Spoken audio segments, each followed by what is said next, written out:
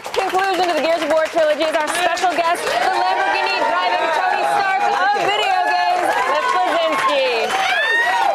What's up?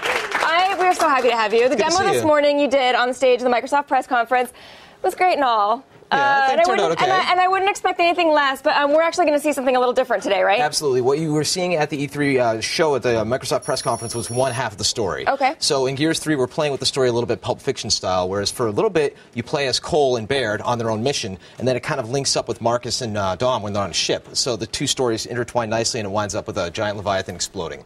All right, well, let's check that out. We saw a little bit of Leviathan exploding at the Microsoft press conference. Spoiler, you guys win. Something blew up, surprise. Okay, so will you describe what we're kind of seeing right now and what we're so what you saw in the press conference was on the boat. And I looked up at the bridge at the end of there where we were addressing Cole up top. And you can see Cole's on top of the bridge. He looks down before and sees the lambent Leviathan that's basically attacking the ship. And at this point, he's got to battle through to get to a crate full of tickers. Because Baird came up with this idea that he's basically just going to drop a bunch of tickers on it and hope it blows up. Which, as it turns out, it will. Cole's going to hopefully execute that guy. Ooh, Retro Lancer stab, and cut his throat, and he's dead. And so he's going to try and work to this kind of fortification that's at the front. Got a Troikatard over to the right that's trying to take him out.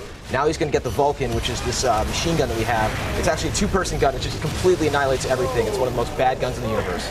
How is it a two-person gun? So basically, player 2 carries an ammo box, kind of like the little monkey with the crank type thing, right? Okay. And player 1 holds the Vulcan cannon, and if you follow them around, you're kind of chained together. And it's kind of like, people in a donkey suit. So you got to work together a little bit. And so we have some new Gear soldiers here. Like, who are they? So basically, you have Carmine is back. Yep. And this time, he's a total badass. I don't know if you ever saw the image of him. He's got, like, giant guns and everything, right? He can, take out a Locust. I'm kind of sad about that. We don't know if he's going to live or die. Yeah, we had a contest and people voted. I know. I voted that he should die. That's why I'm a little disappointed that he's a badass. I want him to die too. I respect tradition. What can I say? Do you see this is the one shot we have right here? This is a gun that's like an elephant gun, and it just went right through the boomer shield right there, and it basically turns your enemies into pink mist. And so you also have the Retro Lancer, which does not have the chainsaw attachment to it. No, it just has a big old blade on the end of it, right? Okay. And it's one of those things, if you hold the B button, you can actually do kind of a charge and stab people and pick them up in the air. It's a very powerful gun, but it kicks like a mule. Okay, so we'll be a little cautious with that one. Yeah. Okay, so what kind of changes? Okay, right now I should say while we're looking at it, we're this is the part where at the end where we dump the tickers on the lambent Leviathan and it winds up popping and blowing up.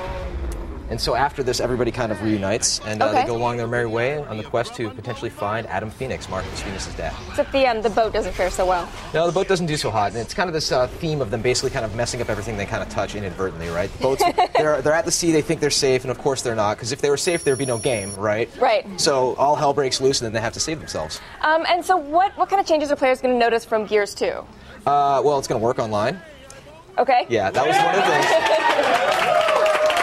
We figured out matchmaking. I mean, one of the things, the game was originally going to come out in April, and Microsoft said, let's put it out in September, and we're like, oh, holy crap, we can finally do a beta. The beta was a huge success. We have over 1 million pre-orders. We had tons of players in on the beta. I don't even know how many people wound up getting killed in the game. It was tons of them. And matchmaking got sorted out, and we have dedicated servers. So day 1, September 20th, this is huge.